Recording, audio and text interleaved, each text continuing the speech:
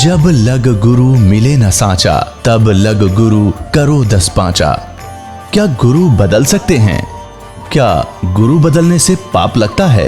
अध्यात्म के इस मैदान में आखिर सही गुरु कौन है? गीता जी में वर्णित तत्वदर्शी संत कौन है? इन सभी प्रश्नों के उत्तर जानने के लिए अवश्य सुनिए जगत गुरु तत्वदर्शी संत रामपाल जी महाराज के मंगल प्रवचन। तत्व से अर्थात यथार्थ रूप से जानता है। चौथे में कहा है ये पृथ्वी जल अग्नि वायु आकाश मन बुद्धि और अहंकार भी इस प्रकार यह 8 प्रकार से विभाजित मेरी प्रकृति है। यह 8 प्रकार के भेद वाली तो अपरा मेरी जड़ प्रकृति है। और हे महाभाव, इससे दूसरी को जिससे यह संपूर्ण जगत धारण किया जाता है मेरी जीव रूपा परा अर्थात चेतन प्रकृति जान। अपने आत्मा यहां यह सिद्ध हो गया कि 2 प्रकृति बताई जा रही है। एक तो यह बताया है कि पृथ्वी जल वायु आकाश मन बुद्धि और अहंकार ये 8 का योग से ये बनती है जड़ प्रकृति। और दूसरी या चेतन प्रकृति दुर्गा है, अष्टंगी है। यहाँ ये कोड वर्ड है क्योंकि श्रीमद् भगवद गीता वेदों का सारांश है। 4 वेद इतने मोटे हैं और उनसे ये पतली सी बुक 18 अध्याय बने हैं जिसमें कुल 700 मंत्र हैं। तो वो कोड वर्ड ज्यादा है और कोड वर्डों को टीचर ही समझा करते हैं। हमारे अध्यात्म गुरु जो थे वो टीचर नहीं थे, उनको इनका गूढ़ रहस्य का ज्ञान नहीं था। तो यहां से हो गया कि एक तो ये जड़ प्रकृति ये 8 जो बताई पृथ्वी जल वायु अग्नि आकाश मन बुद्धि और अहंकार है। और दूसरी चेतन ये दुर्गा है। अभी स्पष्ट करेंगे आपके सामने। दुर्गा को प्रकृति भी कहते हैं। अब आगे ये क्या बताना चाहता है। अब गीता अध्याय नंबर हम 7 पढ़ रहे हैं। श्रीमद् भगवद गीता का अध्याय हम 7 पढ़ रहे हैं और इसमें ये 11वां मंत्र हम पढ़े। हे भरत श्रेष्ठ, मैं बलवानों का बल यानी आसक्ति और कामना से रहित बल सामर्थ्य हूं। मैं बलवानों का बल हूं और सभी प्राणियों को भूतों को इन प्राणियों के धर्म के अनुकूल शास्त्र अनुकूल काम मैं हूं। अब हम 12 से लेंगे। इसमें क्या बताया कि और भी जो सतगुण से उत्पन्न होने वाले भाव हैं, जो रजोगुण तथा तमोगुण से होने वाले भाव हैं, उन सब को मुझसे होने वाले हैं ऐसा जान, परंतु वास्तव में उनमें मैं और वे मुझ में नहीं है। अब यहाँ क्या प्रसंग है। ये श्रीमद् भगवद गीता में गीता ज्ञान दाता कौन है? ये श्री ब्रह्मा विष्णु महेश जी के पिताजी हैं जो श्रीमद् भगवद गीता को बोल रहे हैं श्री कृष्ण में प्रवेश करके। अब यहाँ पर थोड़ा सा ये कंसेप्ट और क्लियर करना पड़ेगा कि श्रीमद् भगवद गीता का ज्ञान किसने दिया, क्योंकि श्रीमद् भगवद गीता को समझने के लिए ये जानना अनिवार्य है कि श्रीमद् भगवद गीता का ज्ञान श्री कृष्ण नहीं बोल रहा।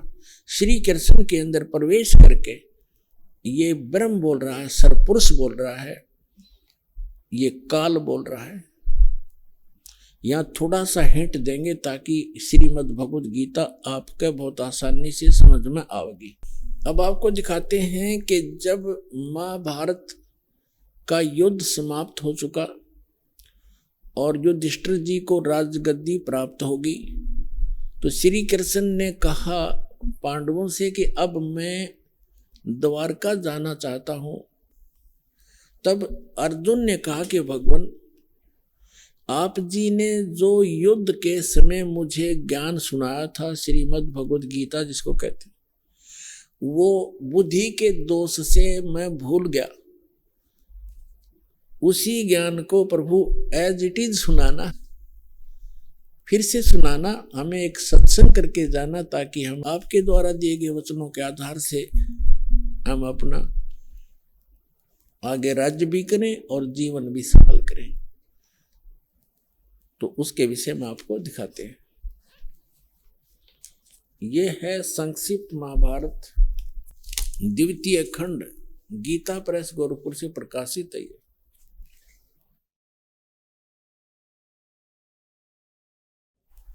और इसके कहां से छपा है, इसके अनुवादक भी वही हैं, द्वितीय खंड, संपादक तथा संशोधक जयदयाल गोविंद का, और ये यहां से छपी है।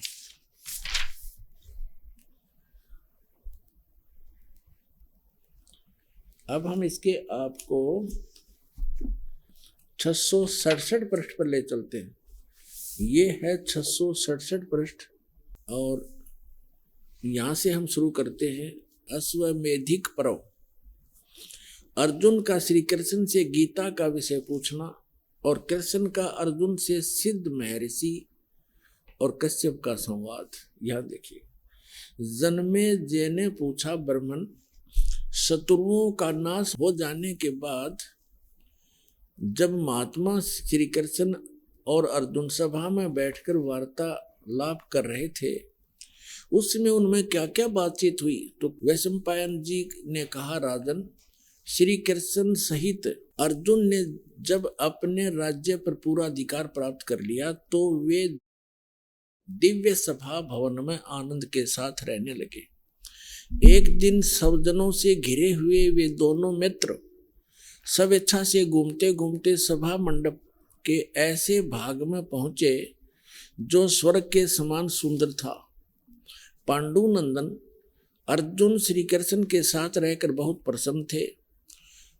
उन्होंने एक बार उस रमणीय सभा की ओर दृष्टि डालकर भगवान से ये वचन कहा, देवकी नंदन, जब युद्ध का अवसर उपस्थित था उसमें मुझे आपके माध्यम का ज्ञान और ईश्वरीय स्वरूप का दर्शन हुआ था, किंतु केशव, आपने स्नेहवश पहले मुझे जो ज्ञान का उपदेश किया था वह सब इस समय बुद्धि के दोष से भूल गया है। उन विषयों को सुनने के लिए बार बार मेरे मन में उत्कंठा होती है। इधर आप जल्दी ही द्वारका जाने वाले हैं, अतः पुनः वह सब विषय मुझे सुना दीजिए। अब कहने का भाव ये है कि अर्जुन कह रहा है कि कृष्ण जी से कि आपने युद्ध के समय जो मुझे गीता वाला ज्ञान बताया था मैं बुद्धि के दोष से भूल गया, मुझे वही ज्ञान फिर बताओ। अब श्री कृष्ण जी क्या कहते हैं, देखिए, वैशंपायन जी कहते हैं, अर्जुन के ऐसे कहने पर वक्ताओं में श्रेष्ठ महातेजस्वी भगवान श्री कृष्ण ने उन्हें गले से लगाकर इस प्रकार उत्तर दिया। श्री कृष्ण बोले, अर्जुन, उस समय मैंने तुम्हें अत्यंत गोपनीय विषय का श्रवण कराया था। अपने स्वरूप भूत धर्म सनातन पुरुषोत्तम तत्व का परिचय दिया था और नित्य लोकों का भी वर्णन किया था, किंतु तुमने जो अपनी नासमझी के कारण उस उपदेश को याद नहीं रखा, यह जानकर मुझे बड़ा खेद हुआ। इन बातों को अब पूरा पूरा समझ होना संभव नहीं जान पड़ता। श्री कृष्ण जी के बोल हैं, ये सुन जानते पढ़ियो। पांडुनंदन, निश्चय तुम बड़े श्रद्धाहीन हो, तुम्हारी बुद्धि अच्छी नहीं जान पड़ती।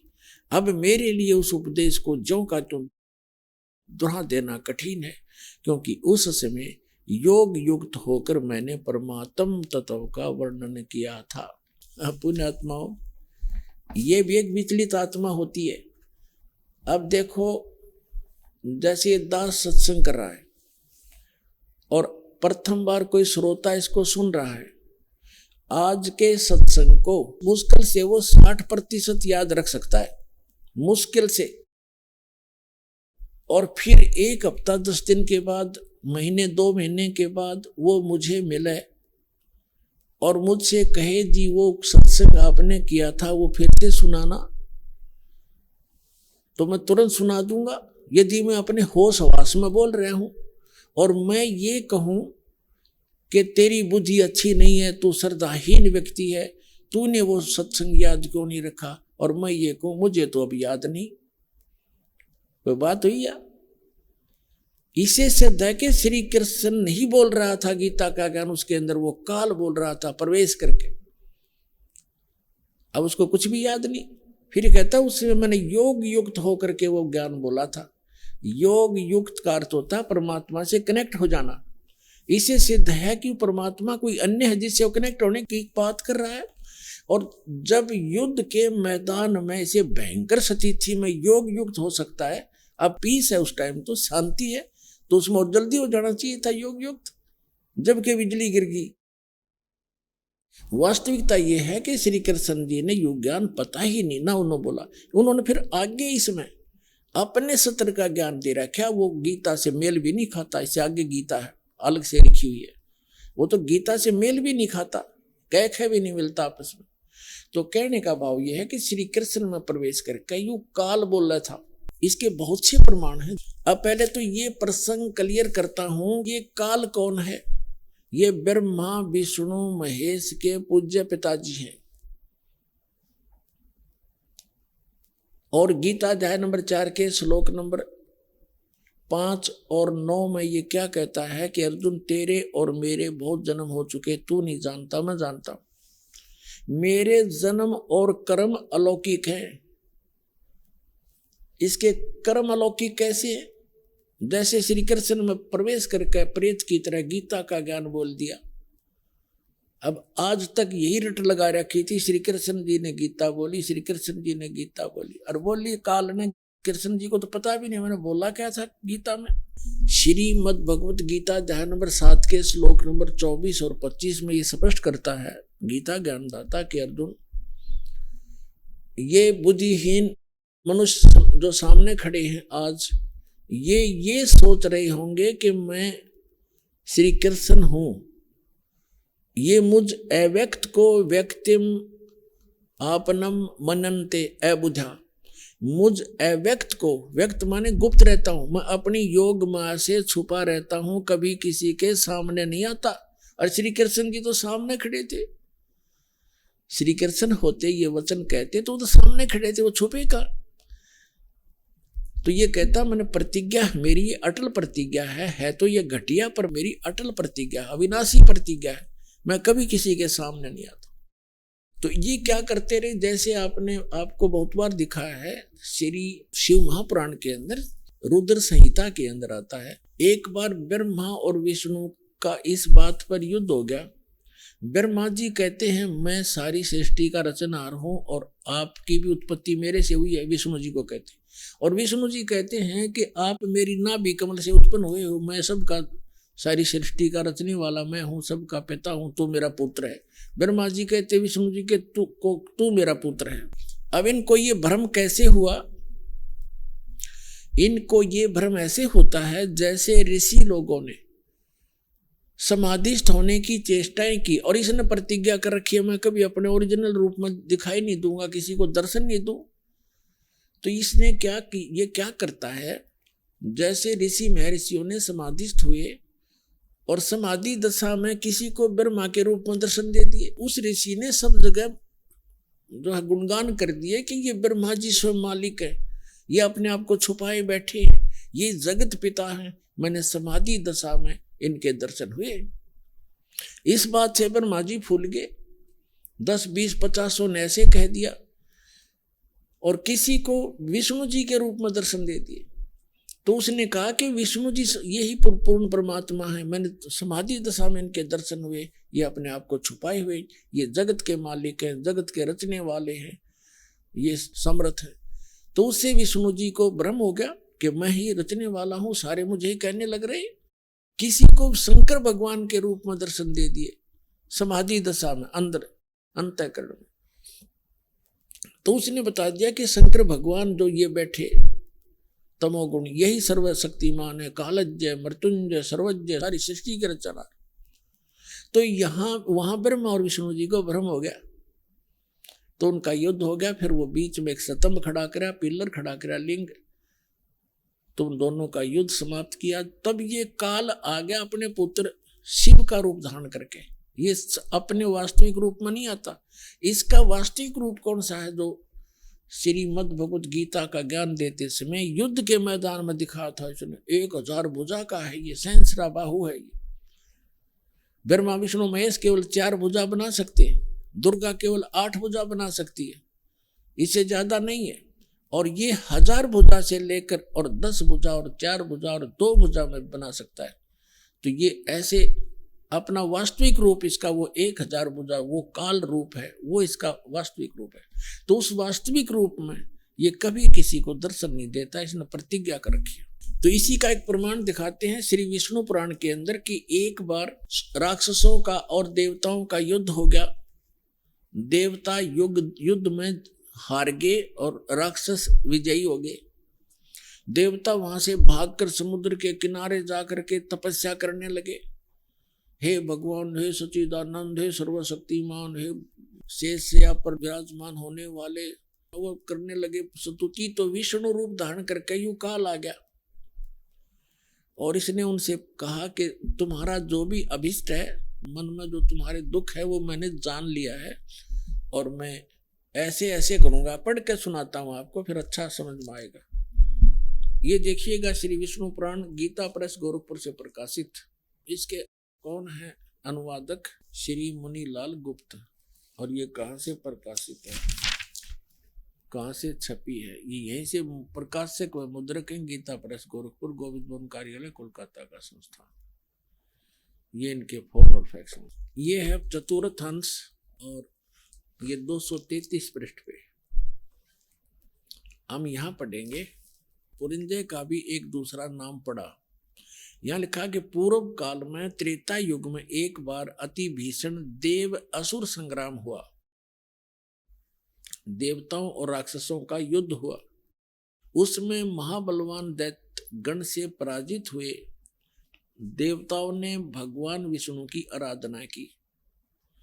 तब आदि अनंत शून्य अशेष जगत प्रतिपालक श्री नारायण ने देवताओं को प्रसन्न होकर कहा, आप लोगों का जो कुछ अभिष्ट है वह मैंने जान लिया है।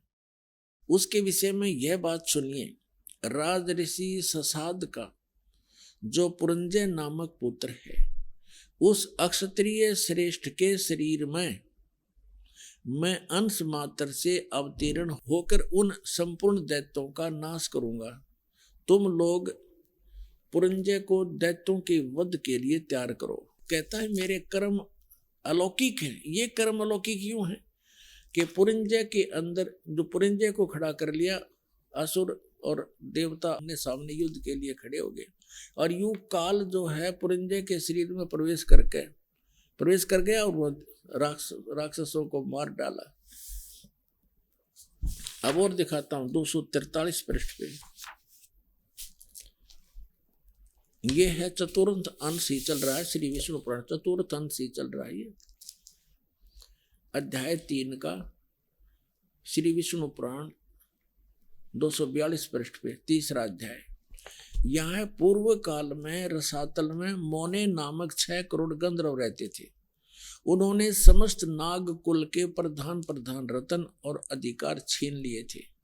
गंधर्वों के पराक्रम से अपमानित उन नागेश्वरों द्वारा स्तुति किए जाने पर उसके स्वर्ण करने से जिनकी विकसित कमल सदृश आंखें खुल गई हैं, निंद्रा के अंत में जागे हुए उन जलसाई भगवान सर्वदेवेश्वर को प्रणाम कर उनसे नागगण ने कहा, भगवान इन गंधर्वों से उत्पन्न हुआ हमारा भय किस प्रकार शांत हो। तब आदि अनंत भगवान पुरुषोत्तम ने कहा, यु काल आ गया विष्णु रूप धारण करके, योनासव के पुत्र मान धाता का जो प्रकुत्स नामक पुत्र है उसमें प्रविष्ट होकर मैं उन संपूर्ण दुष्ट गंधर्वों का नाश कर दूंगा। यानी प्रकुत्स में प्रविष्ट करके उसमें प्रवेश होकर भूत की तरह बढ़कर प्रेत की तरह प्रवेश होकर के मैं संपूर्ण गंधर्वों का नाश कर दूंगा। इति सिद्धम के ये काल ऐसे अलौकिक कर्म करता है। इसी प्रकार इसने श्री कृष्ण में प्रवेश करके गीता जी का ज्ञान बोला है। समझदार को संकेत पर्याप्त है। अब दास आपको सुनाने जा रहा है कि गीता ज्ञान दाता 7वें अध्याय के 12वें श्लोक में कहता है कि जो कुछ भी रजोगुण से उत्पन्न होने वाला भाव है यानी सृष्टि जिससे होती है। रजोगुण के प्रभाव से प्रत्येक प्राणी इतना प्रेरित होता है कि संतानों उत्पत्ति करता है। और सतोगुण से होने वाला भाव है यानी सतोगुण से एक दूसरे में प्रेम मोह ममता, उससे मोह जागृत होता है, ममता बनती है एक दूसरे। और तीसरे से संहार क्रोध तमोगुण, जो तमोगुण से होने वाला यानी शिवजी से होने वाला जो भाव है वो संहार है। ये तीनों जो कुछ भी हो रहा है उसका निमित्त कारण मैं हूं, गीता ज्ञानदाता कहता है। ये काल है, आपको सृष्टि रचना में बहुत बार सुनाया है और कभी फिर सुनाएंगे। इसको एक श्राप लगा हुआ है इस ब्रह्म को, सरपुरुष को। 1,00,000 मानव शरीरधारी प्राणियों का ये नित्य आहार करता है। इसने एक ब्रह्मांड के अंतिम छोर में 21 में, इसका 21 ब्रह्मांड का लोक है, पूरा 21 ब्रह्मांड, इसके 21वें ब्रह्मांड के अंतिम छोर में इसने एक ऐसा स्थान बना रखा है जहां कोई नहीं जाकर देख सकता। एक तपस्या है, उसके ऊपर 1,00,000 मानव शरीरधारी प्राणी डेली वहां भुने जाते हैं। यह शरीर तो यहाँ रह जाता है, इसके अंदर एक सूक्ष्म शरीर है, उसके अंदर तो सारे जीवन में हम खाते हैं पीते हैं, जो भी व्यसन करते हैं उसका सूक्ष्म अंश लिप्त हो जाता है। और वहां इतनी गर्म है वो तपस्या, उसके ऊपर डालकर उसके अंदर से गंध निकाला जाता है। जीव मरता नहीं, वहां मरता नहीं जीव, तो उसको ये खाता है। तो ये कहना चाह रहा है कि इनसे जो कुछ भी हो रहा है उसका निमित्त कारण मैं ही हूं, इनमें मैं नहीं और ये मुझ में नहीं, क्योंकि ये इनसे भिन्न रहता है। अब यहाँ प्रसंग चला है तो इसमें सिद्ध करते हैं कि रजगुण ब्रह्मा है, सतगुण विष्णु है, तमगुण शिव जी। तब ये आगे प्रसंग चलेगा। अब देखिएगा शिव पुराण से सिद्ध करते हैं, ये देखिएगा, ये गीता प्रेस गोरखपुर से प्रकाशित है।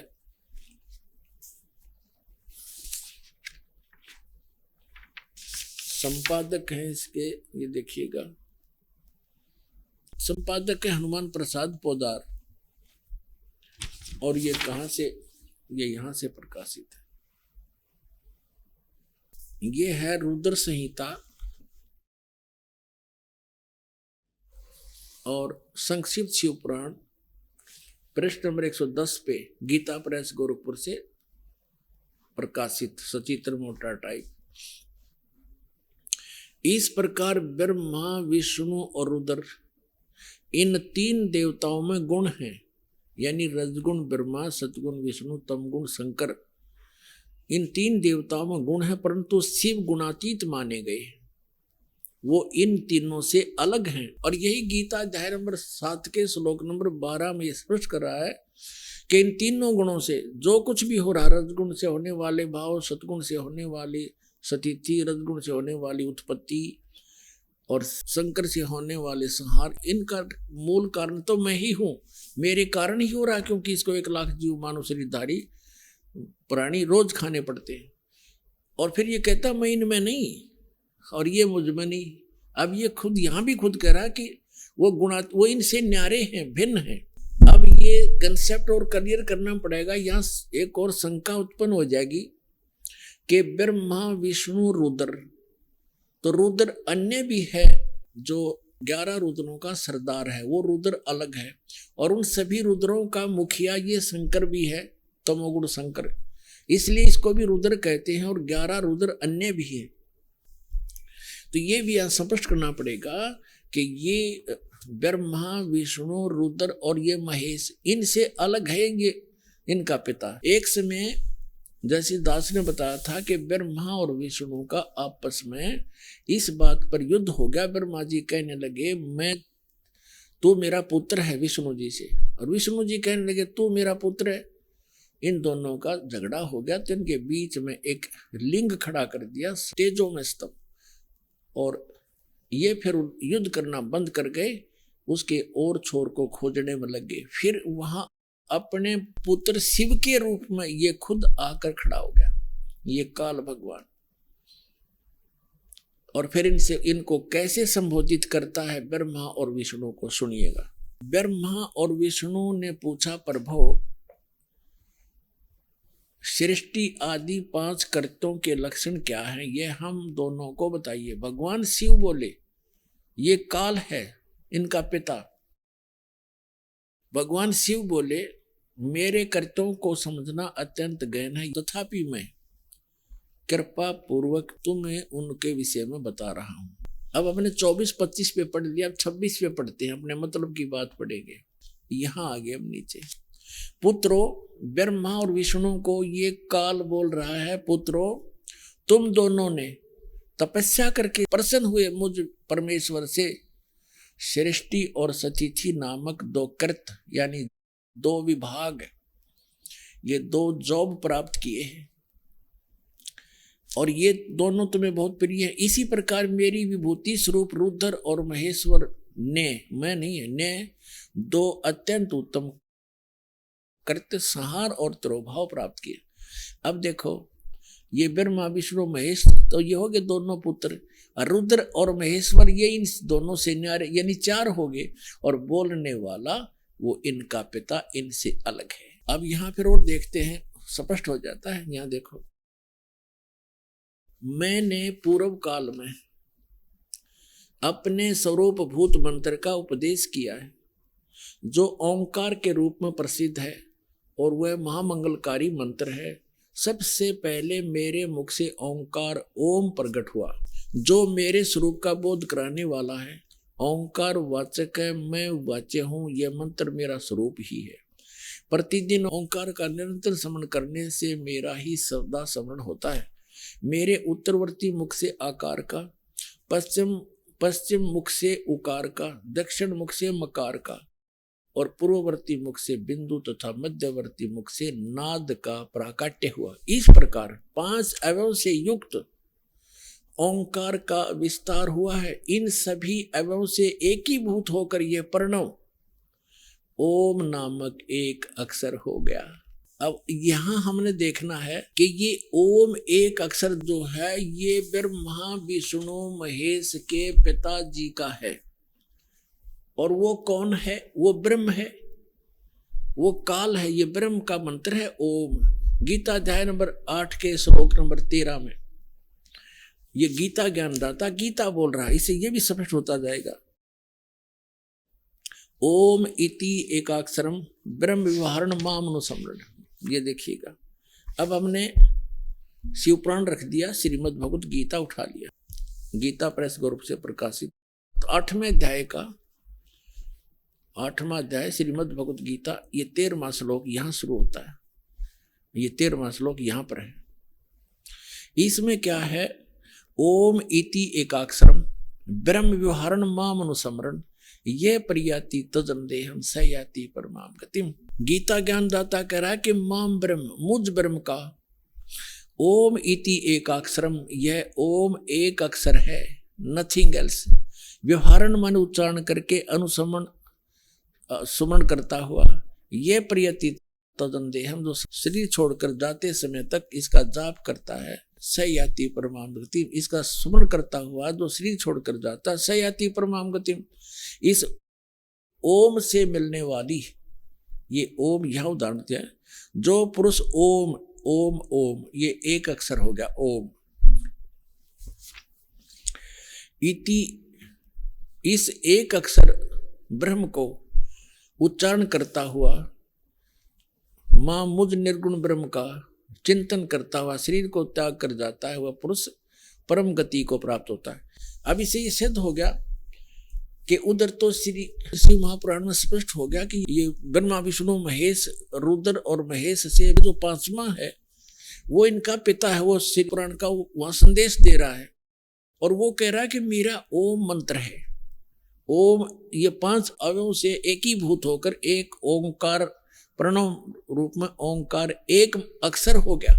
और यहाँ 8वें अध्याय के 13वें श्लोक में गीता जी में ये स्पष्ट कर रहा है, ये गीता ज्ञान दे रहा है कि ओम इति एकाक्षरम, यह ओम एक अक्षर जो है माम ब्रह्म, मुझ ब्रह्म का एक ओम अक्षर है, नथिंग एल्स। और इसका उच्चारण करके सिमरण करता हुआ यह प्रियाति तजन देहम, जो शरीर छोड़कर जाता है यानी अंतिम सांस तक सिमरण करता है, सयाति परमाम गति, वह परम गति को प्राप्त होता है। कौन सी परम गति? जो ओम की जाप से मिलने वाली है। वो क्या? ब्रह्मलोक। अभी आपने देवी भागवत में पढ़ा था कि देवी कह रही है हिमालय राजा को कि गीता प्रेस गोरखपुर से प्रकाशित श्री देवी भागवत सचित्र मोटा टाइप, जिसके 562 और 63 पृष्ठ पर देवी खुद स्पष्ट कर रही है हिमालय राजा को कि और सब पूजाएं त्याग दो, ब्रह्म का जाप करो, उसका एक ओम मंत्र है, वो ब्रह्म लोक में रहता है, उसको पा जाओगे। तो ओम के जाप से ब्रह्मलोक प्राप्ति है। गीता अध्याय नंबर 8 के श्लोक नंबर 16 में लिखा है कि ब्रह्मलोक पर्यंत सब पुनरावृत्ति में, वहां गए प्राणी भी जन्म मृत्यु में आते। ये देखिएगा, ये वही श्रीमद् भगवत गीता इसके 8वें अध्याय के अब 16वें श्लोक में क्या कहा है कि हे अर्जुन, ब्रह्मलोक पर्यंत सब लोग पुनरावृत्ति में। पुनरावृत्ति का इन्होंने यहां विश्लेषण भी किया है, अर्थात जिनको प्राप्त होकर पीछे संसार में आना पड़े ऐसे। तो इसे सिद्ध हो गया कि इससे भी परम गति नहीं हुई, क्योंकि जन्म मृत्यु है तब तक ये जीव सुखी नहीं हो सकता। और गीता अध्याय नंबर 15 के श्लोक नंबर 4 में कहा है कि तत्वदर्शी संत और तत्व ज्ञान की प्राप्ति के उपरांत परमेश्वर के उस परम पद की खोज करनी चाहिए, जहां जाने के बाद साधक फिर लौटकर कभी संसार में नहीं आते। तो अब जो प्रसंग चल रहा है, अब यहां तो जैसे प्रसंग चल रहा है कि हम इन श्री विष्णु जी श्री शिव जी की पूजा करते थे इष्ट रूप में, और भगवान 600 वर्ष पहले परमात्मा आए थे। कबीर जी वो कहा करते थे, 3 देव की जो करते भक्ति उनकी कदे ना हो मुक्ति। अब देखो, परमात्मा कहा करते ये भगवान नहीं है जिनको तुम पूज रहे हो, ये तुम्हें कोई भी लाभ नहीं दे सकते। अब यही प्रमाण आपको श्री शिव पुराण से करते हैं, ये विष्णु और ब्रह्मा ये भगवान नहीं है, मालिक नहीं है जिनको हम पूजा करते थे। ये देखिएगा श्री शिव महापुराण हिंदी टीका सहित भाग 1, ये कहाँ से प्रकाशित है? ये है श्री शिव महापुराण विद्या अवरिधि पंडित ज्वाला प्रसाद जी मिश्र कृत हिंदी टीका सहित, ये सारा देख लो। खेमरा श्री कृष्णदास प्रकाशन मुंबई 4 है, अब इसको मुंबई बोलते हैं। इसको आपको ले चलते हैं विद्वेश्वर संहिता के 11 पृष्ठ पे। ये देखिएगा पृष्ठ नंबर 11, शिव महापुराण पृष्ठ नंबर 11, विद्वेश्वर संहिता भाग 1 अध्याय 6 में नंदीकेश्वर बोले, हे योगेंद्र, आगे एक समय विष्णु भगवान शेष शैया पर अपने गरुड़ आदि पार्षदों से संयुक्त लक्ष्मी सहित शयन करते थे, विश्राम कर रहे थे। उस समय ब्रह्म ज्ञानियों में श्रेष्ठ ब्रह्मा जी अपनी इच्छा से वहां आए। सब प्रकार से सुंदर सेज पर शयन करते हुए कमल लोचन भगवान विष्णु से पूछने लगे, तुम कौन हो जो मुझे देखकर अभिमानी पुरुष के समान शयन करते हो? वत्स बेटा उठो, देखो मैं तुम्हारा स्वामी आया हूं। ब्रह्मा जी बोले विष्णु जी को, मैं तुम्हारा मालिक आया हूं। आए हुए गुरु को देखकर जो अभिमान करता है उस द्रोही मूड का प्रायश्चित होना उचित है। यह सुनकर विष्णु जी के अंतर में तो क्रोध हुआ, लेकिन ऊपर से दिखाया नहीं, बाहर से शांत रहे और बोले, वत्स बेटा तुम्हारा मंगल हो, बैठो इस आसन पर विराजो। इस समय तुम्हारा नेत्र कुटिल और मुख वक्र क्यों है, यानी टेढ़ा मुंह क्यों कर रहा है, आंखें टेढ़ी क्यों कर रखी है क्रोध में? ब्रह्मा जी बोले, वत्स विष्णु, हे बेटा विष्णु, तुमको समय के प्रभाव से अभिमान है। हे पुत्र, मैं तुम्हारा रक्षक और जगत का पितामह हूं। विष्णु जी बोले, यह तो सब जगत मुझ में स्थित है, तुम चोर के समान किस प्रकार अपना कहते हो? तुम मेरी नाभि कमल से उत्पन्न हुए हो, इससे मेरे पुत्र हो, मुझे पुत्र कहना व्यर्था है। नंदीकेश्वर बोले, इस प्रकार ब्रह्मा विष्णु दोनों ही रजोगुण से मुक्त होकर विवाद करने लगे। मैं श्रेष्ठ हूं, मैं स्वामी हूं, ऐसा कहकर एक दूसरे को मारने की इच्छा से युद्ध करने में उत्सुक हुए। तब संपूर्ण देवता विमान में बैठकर उस महा अद्भुत युद्ध को देखने चले आए और आकाश से उनके ऊपर फूल बरसाने लगे। वारे देवताओं, अकल देखो इन देवताओं की। दो भाई लड़के मरने को तैयार हैं और ऊपर से फूल बरसाने को मरो कटके। शाबाश, बहुत अच्छा कर रहे हो। या परमात्मा कहते हैं दास गरीब या चूक धरोधर ऊपर से लेकर नीचे तक बिजली पड़ रही है। अरे देवता कमावे और उन युद्ध मरते ने देखे, उन्होंने तो नीचे आकर हाथ जोड़ना चाहिए था, उनके बीच में खड़ा हो जाना चाहिए था। ये भगवान लड़ा नहीं करते, आप हमारे पूज्य होकर भी लड़ रहे हो तो हमारे ऊपर क्या असर पड़ेगा। और ये नो के ऊपर तो फूल बरसावे, मरो लड़के। ये हमारे देवता है तेरा गजब। अब ये ज्यादा ना हम अपने मतलब का सारांश लेते हैं। फिर क्या हुआ कि इनके बीच में उस काल भगवान ने, इनके पिता ने एक सतम खड़ा कर दिया, पिलर जिसको लिंग बोलते हैं, बहुत तेजों में, बहुत उसका और छोर कुछ नहीं था। तब ये दोनों उसके लड़ना बंद कर दिया और छोर खोजने में लगे। फिर वो स्वयं आ गया और उनसे क्या कहने लगा देखिएगा। अब पढ़ेंगे विद्वेश्वर संहिता पृष्ठ, ये 17 पृष्ठ पे। ये पहले 11 पर पढ़ा था, अब 17 पर पढ़ रहे हैं। विद्वेश्वर संहिता भाग 1 अध्याय 9, वो 6 में पढ़ा था। अब यहाँ क्या, नंदीकेश्वर बोले इस प्रकार भगवान ने उन नम्र हुए ब्रह्मा और विष्णु को अनुग्रह करके युद्ध में अनुग्रह करके ये कहा, उन दोनों की अज्ञानता और वैर को दूर करने के अर्थ दोनों से कहा भगवान ने, इस काल ने, इनके पिता ने। क्या कहता है कि मेरे सकल और निष्कल भेद से 2 स्वरूप हैं, परंतु और ईश्वर नहीं। इस कारण से ये 2 स्वरूप नहीं हो सकते। पहला सतम रूप, यानी पहले तो पिलर खड़ा कर दिया और बाद में पीछे मूर्तिमान रूप धारण किया और शिव रूप में आके खड़ा हो गया, धारण किया। इससे ब्रह्म रूप निष्कल है, ब्रह्म रूप निष्कल है, पिलर न तो ये ब्रह्म रूप का है, और ईश्वर रूप सगुण है, शिव रूप में आके खड़ा हो गया। ये मेरे ये दोनों रूप सिद्ध हैं, दूसरे किसी के नहीं हो सकते। इस कारण तुम दोनों को अथवा दूसरों को, ब्रह्मा और विष्णु को कह रहे हैं, ईश्वरत्व की प्राप्ति नहीं हो सकती। तुम दोनों ने अज्ञान से अपने को ईश माना, अपने को भगवान मान लिया। ये बड़ा ही अद्भुत हुआ। इसके दूर करने को ही मैं रण स्थान में आया। अब तुम दोनों अपना अभिमान त्याग कर मुझ ईश्वर में अपनी बुद्धि लगाओ। मेरे प्रसाद से लोक में सब अर्थ प्रकाश करते हैं। यहाँ क्या कहता, मैं ही परब्रह्म हूँ और मेरा ही कल अकल रूप है। ब्रह्म होने से मैं ईश्वर हूँ, अनुग्रह आदि का ही मेरा कर्तव्य है। अब ये हमने जो लेना है वो यही लेना था। आगे देखिए, अब हम आगे 18 पृष्ठ पे, वो 17 पृष्ठ था।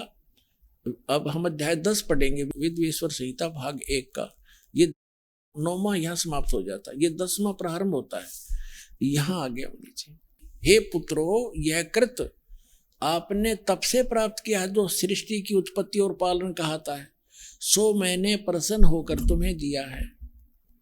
इसी प्रकार दूसरे 2 कृत रुद्र और महेश को ये 4 सिद्ध करने थे दास ने, और 5वां ये बोल रहा है, हे पुत्रो, ये तो ब्रह्मा और विष्णु के विषय में कह दिया कि जो सृष्टि की उत्पत्ति और पालन ये मैंने तुमको दिए हैं। इसी प्रकार दूसरे 2 कृत रुद्र और महेश को प्रदान किए हैं, परंतु अनुग्रह कृत कोई भी पाने को समर्थ नहीं है। इससे ये क्या सिद्ध हुआ, एक तो ये सिद्ध हो गया कि विष्णु और ब्रह्मा, रुद्र और शंकर, इनसे अलग है ये जो शिव पुराण का ज्ञान दे रहा है। और ये कह रहा है ब्रह्मा और विष्णु को कि तुम ईश नहीं हो, और उसी कैटेगरी के ये रुद्र और महेश्वर बताया इसने, तुम भगवान नहीं हो। इससे सिद्ध है कि हम जिसकी पूजा किया करते विष्णु और शंकर की, ये भगवान नहीं थे। ये हमारे धर्म गुरु आचार्य शंकराचार्य और जितने मंडलेश्वर, ये महर्षि को वहाँ थे, न कख भी पता नहीं था इन हमारे सदग्रंथों का। इनके अंदर कैसा निर्णायक ज्ञान है। तो अब हम अपने उस प्रसंग पर आते हैं। एक तो ये सिद्ध हो गया कि इसमें एक और शंका का समाधान करते हैं। इसी शिव पुराण के अंदर जो खेमराज श्री कृष्ण दास मुंबई के प्रकाशन में है, उसमें क्या है, उसमें ये स्पष्ट किया है कि जैसे ये क्या कहता है कि मेरा एक ओंकार मंत्र है, और जैसे हमारे ये धर्म गुरु क्या बताया करते हैं, इस अनुवाद जो किया है ना गीता प्रेस गोरखपुर से प्रकाशित में शिव पुराण में, उसमें उन्होंने गलती कर रखी है।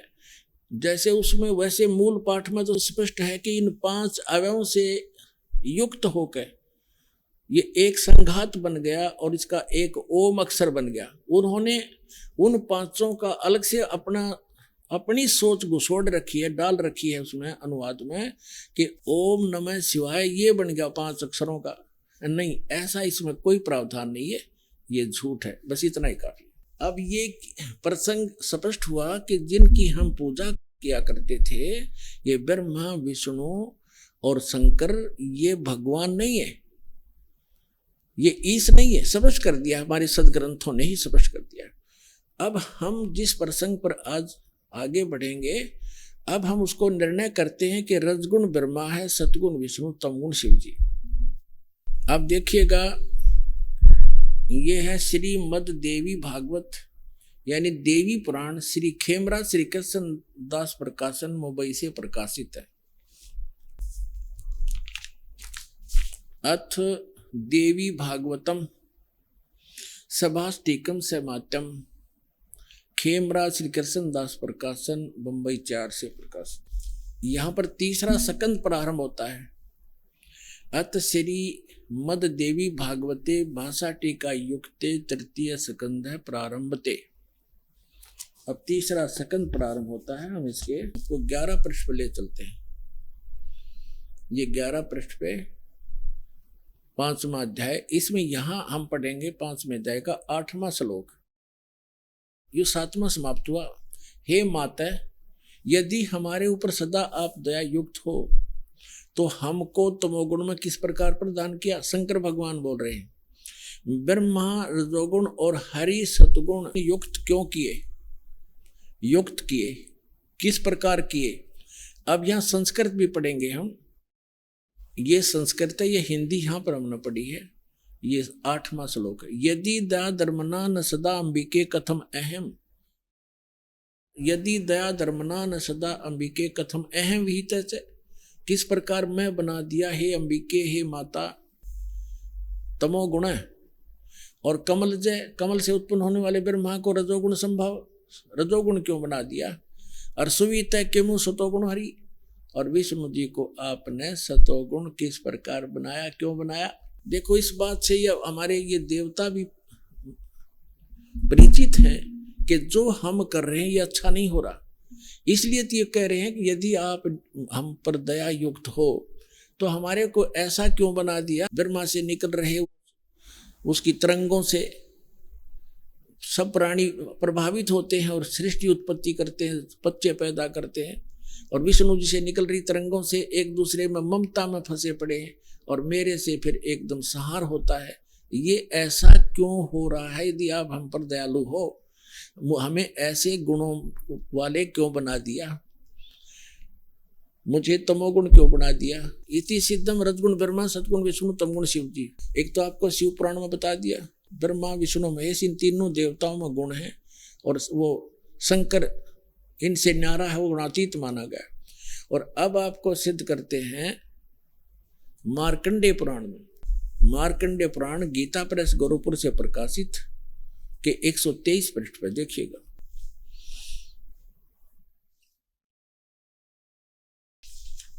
यहाँ देखो सचित्र मोटा टाइप, ये यहां से प्रकाशित है। इसके 123 पृष्ठ पर आप देखिएगा। ये 123 पृष्ठ है।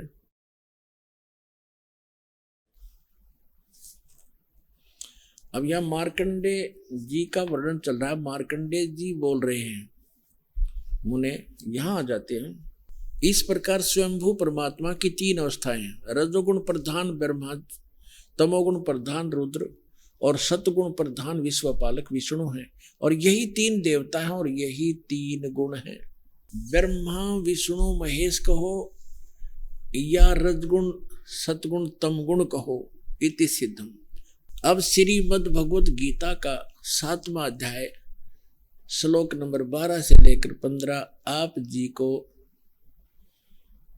समझ में आएंगे और स्वीकार्य होंगे। पुण्यात्माओं, टीचर का काम होता है इन गूढ़ रहस्यों को सरलता के साथ श्रोताओं को समझाए। आज तक हमारे धर्मगुरु और हमारे भगवान ने परिचित नहीं थे अध्यात्म ज्ञान से। आइए अब हम उन श्रद्धालुओं के अनुभव जानते हैं जो जगत गुरु तत्वदर्शी संत रामपाल जी महाराज जी से दीक्षा प्राप्त कर चुके हैं तथा उनके द्वारा बताए गए भक्ति मार्ग पर चल रहे हैं। सर नमस्कार। नमस्कार जी। सर क्या नाम है आपका? अजय कुमार त्यागी। अजय जी कहाँ से आए हैं आप? हम गांव दिनकरपुर, जिला मुजफ्फरनगर, उत्तर प्रदेश के रहने वाले हैं जी। संत रामपाल जी महाराज की शरण में आने से पहले आप क्या भक्ति साधनाएं करते थे? हमने 35 साल भक्ति करी है। ये गुरु बना रखे थे जो पदड़ा गांव के रहने वाले थे। उनका नाम अद्वैतानंद महाराज था। 1500 से ज़्यादा फेमस तो वे थे ही नहीं, तो थे कबीरपंथी, तो उनसे नाम लिए हुए थे जी। कितने सालों तक आपने आदित्य महाराज की शरण में रह करके भक्ति की है? उनके साल हम 35 वर्ष तक करीब जुड़े रहे भगत जी, वो सर जी। क्या कहना चाहेंगे, क्या आदित्य महाराज कोई प्रमाणित भक्ति साधनाएं बताते थे जो आप कर रहे थे? वह प्रमाणित कुछ ना थे जी उनका, वो तो बस अपना जो भी बता रहे थे हम उसे सब कुछ समझ रहे थे। वे शास्त्रों का हमने जब तक इतना ज्ञान था नहीं, जो हमें उन्होंने नाम दे दिया वही सर्वोपरि था और उसी हम लग ध्यान करते रहे बराबर सुबह शाम बैठ कर।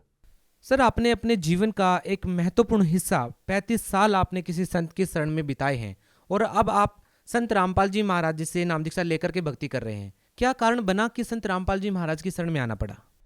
इसमें तो सर जी बात ऐसी है, हमें पता नहीं पिछले संस्कार थे क्या थे, बचपन से ही कुछ भगवान पाने की चाह बहुत थी, भगवान को देखने की, भगवान कहाँ रहता है, भगवान किसी को मिलता है या नहीं, ये विचार अंदर से अपने आप ही उठते थे सर।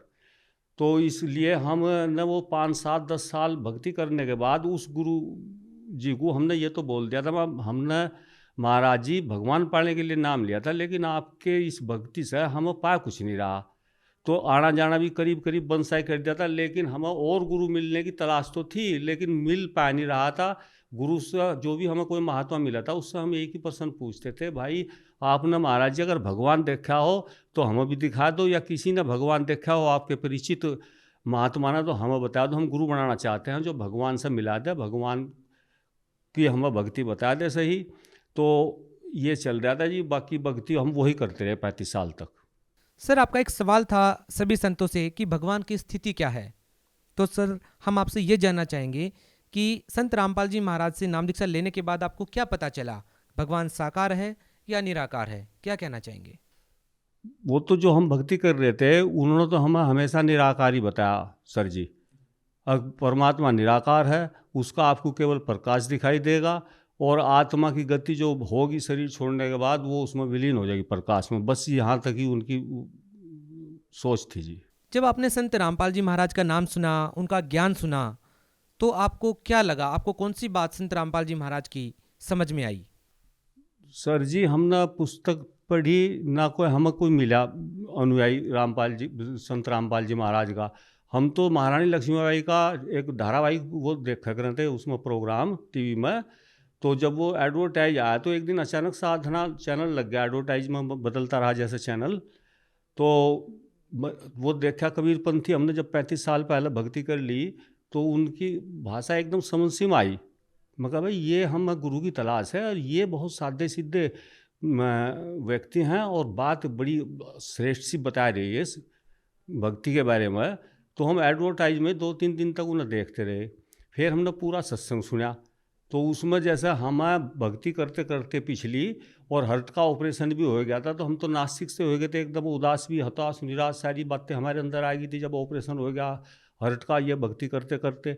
तो हमने फिर उसमें अनुभव पढ़े भक्तों के, कुछ बाद में जो बताऊँ हमें ये लाभ हुआ, ये इस भक्ति से हमें संत रामपाल जी महाराज की भक्ति से ये लाभ हुआ, ये लाभ हुआ।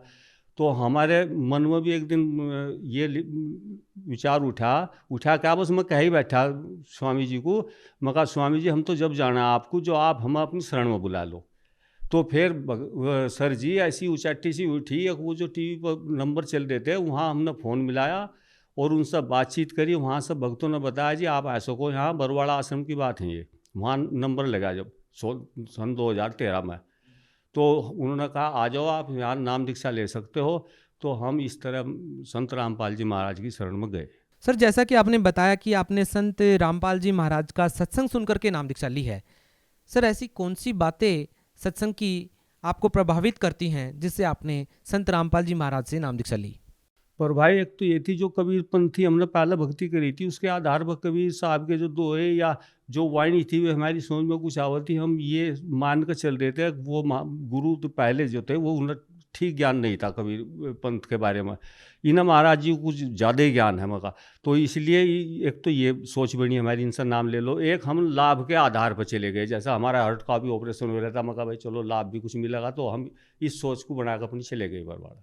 सर आपको क्या परेशानी थी, आपको किन कारणों से संत रामपाल जी महाराज से नाम दीक्षा लेनी पड़ी? 2009 में हमारा हार्ट का ऑपरेशन हुआ सर, और इसमें एक स्टंट पड़ा हुआ है और बहुत वीकनेस आएगी शरीर में। डॉक्टर को जो हमने कहा भाई डॉक्टर साहब हम तो एक्सरसाइज भी करते हैं, परमात्मा में भक्ति भी करते हैं, और अब तो वे बोल जी अब आप बिल्कुल ख़त्म हो गए, आप 2 किलो से वजन फालतू कभी उठा नहीं सकते, और ये दवा खाते रहो और अपनी दिनचर्या चलाते रहो। संत रामपाल जी महाराज के अनुयायियों का आपने अनुभव सुना, तो आपको क्या लगा कि क्या आपको संत रामपाल जी महाराज से नाम दीक्षा लेने के बाद लाभ मिल सकते हैं? क्या चल रहा था आपके मन में? हाँ जी, वह वहाँ से हमें काफ़ी विश्वास हुआ और हमने नंबर मिला भक्तों पर, तो उन्होंने हमें वहाँ आने के लिए बोल दिया। हम वहाँ चले गए सन 2013 में 7 जून को हमने वहाँ से फिर नाम दीक्षा ली जाएगा। सर एक समय था जब आप संत रामपाल जी महाराज के अनुयायियों का अनुभव सुन रहे थे और आप प्रभावित हुए, और आज आप खुद संत रामपाल जी महाराज के अनुयायी के तौर पर आज लोगों से अपना अनुभव साझा कर रहे हैं। तो आज हम आपसे ये जानना चाहेंगे कि संत रामपाल जी महाराज से नाम दीक्षा लेने के बाद आपको क्या लाभ मिले? संत रामपाल जी महाराज जी से नाम लेने के बाद सर जी सबसे पहला तीसरे दिन हमें एक लाभ मिला, जो मैं भगतवती के बारे में आपको बताऊंगा। भगतवती को एक मानसिक रोग था, उसे फांसी लगाने की मानसिकता बन गई, 2-3 साल तक बनी रही, और यहाँ गले में खारिश आवती भगतमती के, और वो चाहती है पंखे में लटक कर आत्महत्या कर लूँ। तो नाम लेने से तीसरे दिन उसकी ये खारिशी और ये मानसिकता एकदम खत्म होगी। तो हमें आश्चर्य हुआ भाई जो हम सुन रहे थे टीवी में, ये तो गजब की भक्ति है। तो हमारे अंदर और दृढ़ता है कि हम लगे रहे। तो 25 दिन बाद भगत जी वो सर जी एक और आश्चर्यजनक लाभ हुआ। फिर तो दृढ़ता इतनी बढ़ गई, हमने तो फिर पीछे मुड़ के नहीं देखा। वो लाभ ये हुआ, अब मेरा जो सन 2009 में हार्ट का ऑपरेशन हुआ था और यहाँ स्टेंट पड़ा हुआ था, तो मेरे को बोलने नहीं जाता। जैसा अब मैं बोल रहा हूँ इतना नहीं बोलना जाता। 2 मिनट बोलने के बाद, ये 1 मिनट बोलने के बाद हाथ छाती पर आ जाता, दर्द, चुभन, बेचैनी ये बढ़ जाती सब। तो मैं संध्या आरती कर रहा था शाम को, एक हम संध्या आरती संत रामपाल जी महाराज ने बताई हुई है, वो कर रहे थे हम। तो थोड़ी बहुत पढ़कर फिर मैं बोल ही नहीं गई, दर्द हो गया यहाँ। तो जब दर्द हो गया तो मैंने हाथ जोड़कर प्रार्थना करी, हे संत रामपाल जी महाराज, आपके द्वारा दी हुई प्रदान भक्ति तो हमें एक लाभ हो गया, अब ये दूसरा, अब इसका पता नहीं क्या होगा। इस तरह तो भक्ति ना करें, ये शरीर ही छूट जाए जब अच्छा, जब हम भगवान की भक्ति नहीं कर सकते तो ये आरती नहीं गा सकते। तो सर जी ऐसा हुआ अचानक, अब यहाँ पता नहीं कुछ हादसा ऐसा फिरा, ऐसी हवा सी आई छाती में, अब वो दर्द आज तक 10 साल हो गए सर जी। फिर कोई ऐसी बात हुई, अब मैं घंटा 2-2 घंटे भी ऐसा धारा प्रवाह बोल सकता हूँ, मुझे कोई दिक्कत नहीं। दवा खाऊं या ना खाऊं, ना कभी ब्लड प्रेशर हाई होता ना लो होता। अब सब कुछ 50-50 किलो वजन भी उठाता हूँ, परचून की दुकान कर रहा हूँ वर्तमान में मैं, तो अब कोई दिक्कत नहीं। तो हम और पक्के हो गए। और उसके बाद हमें और भी बहुत लाभ हुए सर जी। एक दिन मुझे बिजली ने पकड़ लिया, 15-20 मिनट तार मेरे हाथ पर रहा और मेरा सारा शरीर कांपता रहा। हाथ की तरफ की उंगली थी जिस पर तार टंगा हुआ था, फिर मैं एकदम तार वो हटा जो सा मेरे से काफ़ी दूर था, बिजली आ रही थी जिस तारों को वो वहाँ से हटाया परमात्मा ने। संत रामपाल जी महाराज की ऐसी दया हुई, अब वो तार हट गया वहाँ से, तो बिजली ने मुझे छोड़ दिया, और यहाँ मैंने देखा तो उंगली पर निशान तक भी नहीं था, और इस सारे हाथ में दर्द, इस हर्ट में भी दर्द, यहाँ भी दर्द, इस पैर में भी दर्द। सर जी तो फिर दुकान खोलते ही मैं दुकान पर बैठ गया, जैसे बैठा जा रहा था, पर खोल ली, डॉक्टर आ गया एक सामान लेना। मैंने डॉक्टर साहब को अपनी बात बताई, वो बोले जी आप लेट जाओ, मैं भी ग्लूकोज और भी ट्रीटमेंट अपने कंप्यूटर द्वारा आपके यहीं उपलब्ध करा दूंगा, और आप बहुत वीकनेस में हो, आप आराम करो। तो वो डॉक्टर साहब अपने क्लिनिक पर पता नहीं पेशेंटों के साथ लग गया क्या, वो भूल गए। मैंने 2 घंटे बाद फिर दूसरे डॉक्टर को फ़ोन करा, वो भी भूल गए। दर्द बराबर चल ही रहा था ये, लेकिन हमारे संत रामपाल जी महाराज ने एक समाधान हमें बताया हुआ है। अब जो मंत्र जाप आपको मिले हुए हैं, अगर कोई समस्या आवे शारीरिक या कोई भी टेंशन हो, तो आप इन्हीं का जाप सुमरण और ज़्यादा करो। तो हम अपने मंत्रों पर लगी रहे थे सर जी, तो संत रामपाल जी महाराज की ऐसी दया हुई, वो दूसरे डॉक्टर भी भूल गया आना, और 1 बजे तक करीब करीब वो सारा दर्द बिना दवा के अपने आप ठीक हो गया। तो ऐसे ऐसे लाभ मिल रहे सर। सर जैसा कि आप बता रहे हैं कि संत रामपाल जी महाराज ने आपको जीवन दान दिया, आपकी जो हार्ट से संबंधित जो बीमारी थी, आपकी जो दिल से संबंधित जो बीमारी थी, वो ठीक हो गई। सर जो लोग अन्य संतों की शरण में जाते हैं, वहाँ पर उनको कोई भी लाभ नहीं मिल पाता है, लेकिन संत रामपाल जी महाराज से नाम दीक्षा लेते हैं तो उन्हें बहुत सारे आध्यात्मिक शारीरिक लाभ मिलते हैं। सर क्या कहना चाहेंगे? सर जी अंतर ये है, जो हम भक्ति करते आ रहे थे, पहले हमने भक्ति करी 35 साल, उसमें वे ब्रह्मा विष्णु महेश तक सब कुछ बता रहे थे। अब ब्रह्मा विष्णु महेश ये हैं, वो हैं, भगवान हैं। लेकिन संत रामपाल जी महाराज से जब हमने नाम लिए, तो पहले जो बताओ थे वो तो नू कहते तुम्हारे जो पाप कर्म है, जो दुख हैं, ये पाप कर्म के वशीभूत आ रहे हैं, आपको ये तो भोगने ही पड़ेंगे। लेकिन संत रामपाल जी महाराज ने तो कायाकल्प भी कर दी, बिल्कुल ऐसा समझा दिया हमें, ज्ञानक वेदों में हमें दिखा दिया। प्रमाणक वो परमात्मा कबीर तो ऐसा है, जो पाप क्या महापाप भी कोई करेगा तो वो भी काट दिया जाएगा, लेकिन नियम में रहना पड़ेगा। और संत रामपाल जी महाराज ने हमें गीता जी में भी बता दिया कबीर भगवान है। तो जी हमने फिर ये नाम लेकर इस भक्ति को कर रहे हैं हम। और वेद शास्त्रों में तो कमाल ही कर दिया, परमात्मा ने ऐसा भी दिखा दिया कि ये भगवान देखो ये लिख रहा है, ये आयु भी बढ़ाता है, और तो हमारी भगतमती को आयु जीवन दान भी मिला हुआ है। तो भगत जी ये सब हमने जब लाभ देखे, इनके प्रमाण सबूत के आधार पर हमें मिले हुए शास्त्रों में, संत रामपाल जी महाराज ने जो बता रहे हैं बिल्कुल निज का सच उतरता जा रहा है जीवन में। तो हम तो इस भक्ति तो फिर कैसा हटे तो कर रहे बराबर, हम खूब बड़ी श्रद्धा के साथ और प्रेम के साथ। सर भगत समाज को क्या संदेश देना चाहेंगे? भगत जी संत रामपाल जी महाराज दे रहे संदेश, तो सर जी हम क्या संदेश देंगे, हम तो प्रार्थना कर सकें सब बहन भाइयों से। और सब बहन भाई जो हैं संत रामपाल जी महाराज की शरण ग्रहण करो, और जैसा हमारे दुख दूर हो रहे हैं इस जाप मंत्रों द्वारा जो संत रामपाल जी महाराज ने हमें दिए हुए हैं, आपको भी ऐसे लाभ मिलेंगे। और इनके सब शास्त्रों में, वेदों में, कुरान में, पुराण में, सब में प्रमाण हैं, सबूत हैं खूब। आप भी अपना आओ संत रामपाल जी महाराज की शरण में नाम लो और अपना मोक्ष कराओ। सर जो लोग संत रामपाल जी महाराज से जुड़ना चाहते हैं, वो उनसे नाम दीक्षा कैसे ले सकते हैं? सर जी ये तो बहुत आसान है, जो संत रामपाल जी महाराज के जो सत्संग चैनल पर आ रहे हैं, उनके नीचे पीली पट्टी चलती है, उनके नंबर अपने फ़ोन से उन्हें मिलाओ, और जब उधर से जवाब आवे तो आप अपने नज़दीकी नामदान केंद्र पूछ लो, जहाँ भी आपको नज़दीकी नाम का पता लगेगा वहाँ जाकर आप नाम ले सकते हो। सर बहुत बहुत धन्यवाद। सत साहिब जी नमस्कार।